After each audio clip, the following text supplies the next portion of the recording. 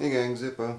I just did a 20-minute video and I didn't realize I'd sat there and flapped my gums for that long, so I'm going to try to keep this one a little bit shorter so I don't lose a bunch of people's interest. Yes, we're all tired of seeing Ruger 1022s on the internet, but they're all still so cool.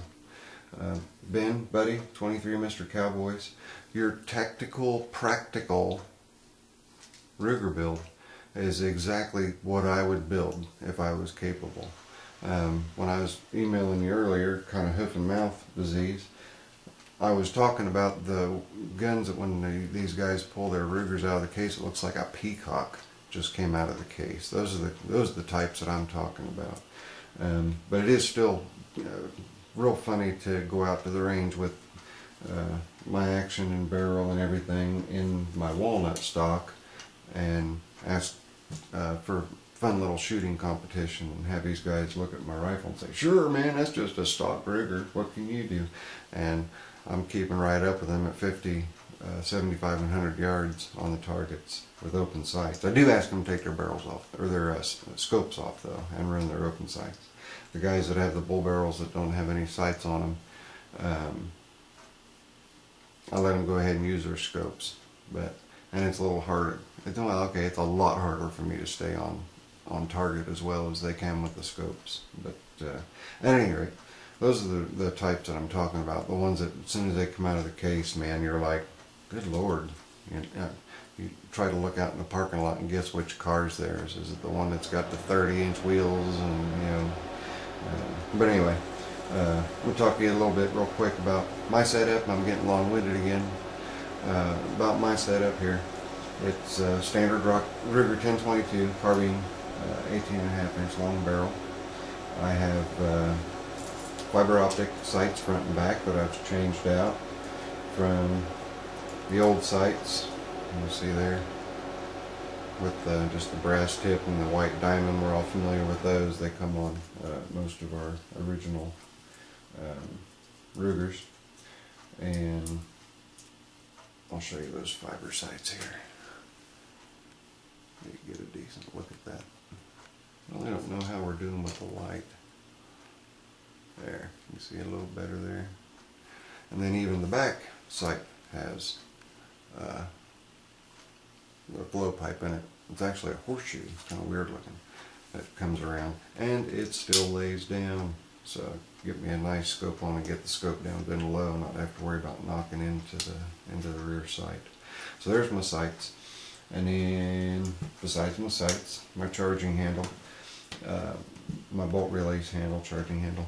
It is a kid charging handle. Anybody who buys them, be aware whether you're buying the black or the stainless steel. The stainless steel is stainless steel. The black is not. It's anodized aluminum.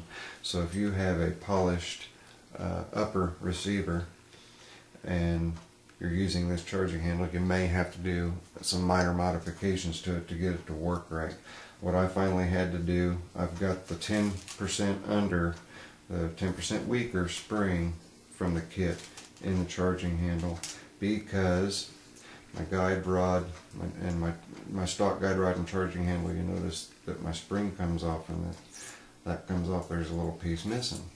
Well, I went ahead and ground down where they had smashed it here to keep everything together, and I took, it was down here on the charging handle, the little ring that helped keep everything located.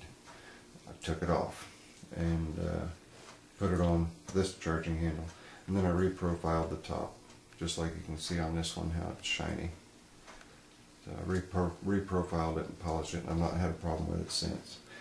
So beyond that, inside is a Volquartsen hammer.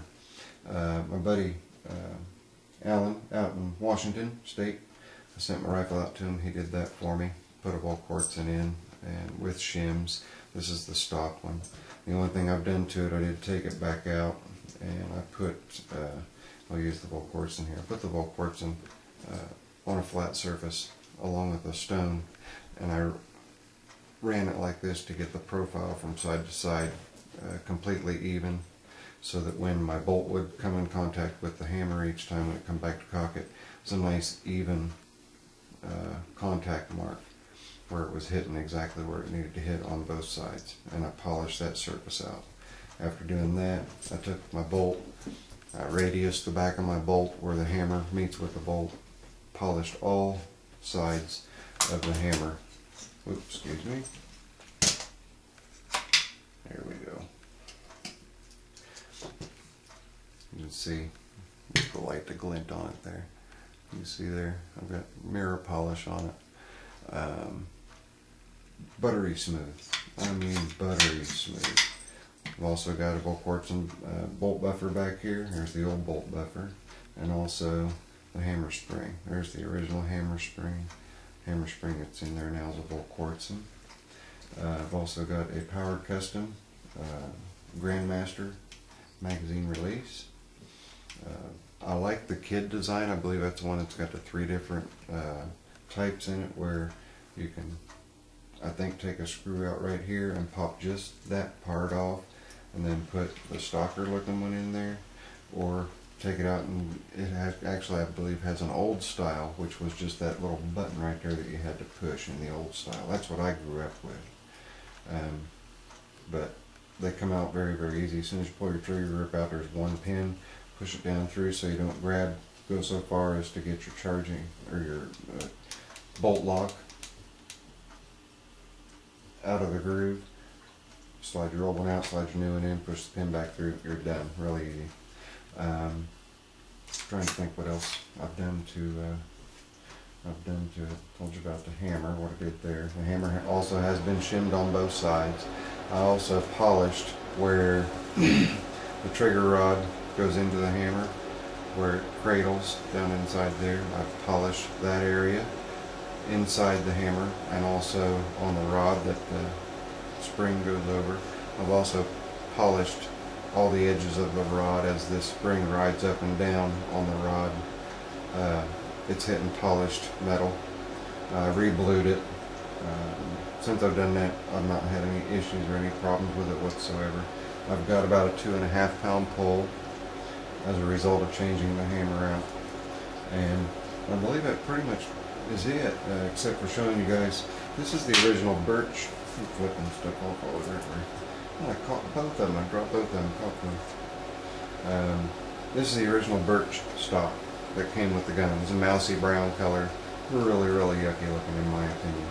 This I picked up at a gun show's grand opening. It was out in their little for sale tent out there, and it was made in 1983. And look at that wood figuring on that. Isn't that just gorgeous? And look at that. Whew. Pretty, pretty, pretty walnut. And this one I've got set up with, I believe it's a shooter's ridge kit for putting a skull sling on, and then a Butler Creek. Nope, it's all Butler Creek. All of it is. The Butler Creek here on the back, and then the swivel mount on the front, on the barrel band. I have not relieved the channel in this for a floating barrel.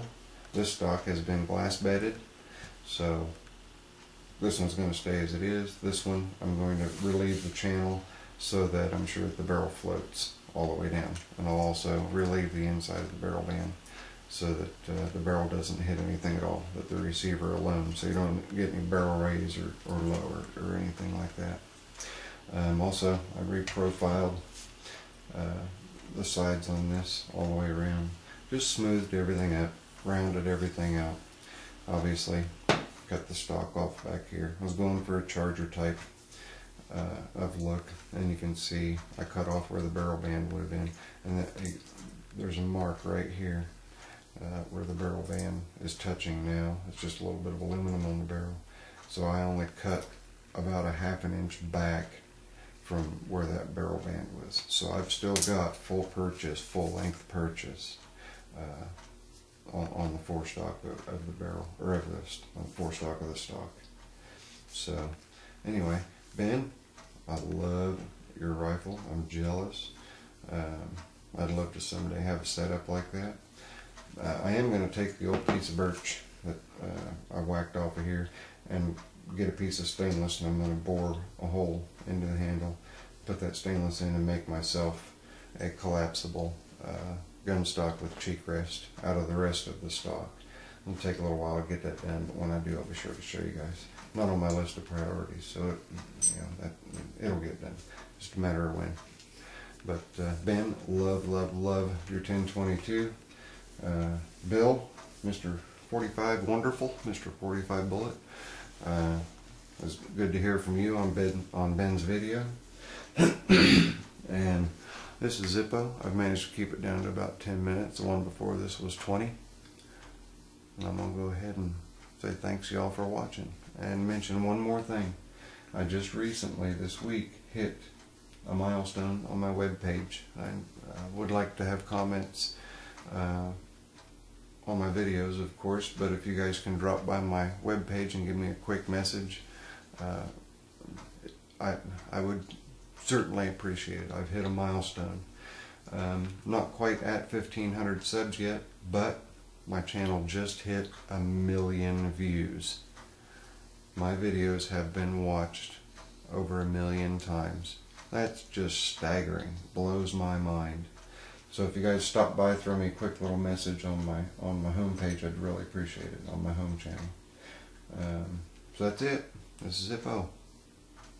Later. I'm out.